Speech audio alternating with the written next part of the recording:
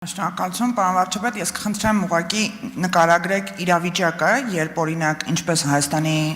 քաղաքական ընդդիմադիր դաշտն է շեշտում կամ որոշակի շրջանակներ հանրության կողմից ասում են, որ մենք չպետք է արձագանքենք այնպես ինչպես արձագանքում ենք, օրինակ Հայաստանի Հանրապետությունը պետք է անընդհատ չասի, որ այո, պատրաստ ենք ստորագրել, հենց այսօր պատրաստ ենք ստորագրել, ինչ կլիներ, եթե օրինակ հակադարձ ձևով ըստ Ադրբեջանի տրամաբանության մենք պատասխանեինք Ադրբեջանի այս դիրքորոշումներին։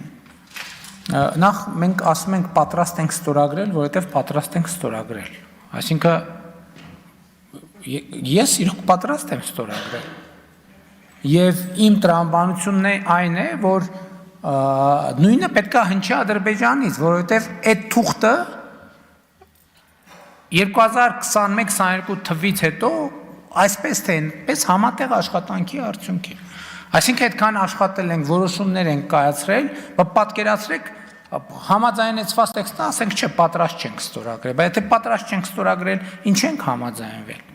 Իսկ ինչ վերաբերվում է ինչ կլինի, գիտեք, այդ տրամաբանությամբ ես ճիշտ ասած չեմ մտածել, որովհետև էլի եմ ասում եմ պատրաստ եմ ստորագրել, որովհետև պատրաստ եմ ստորագրել։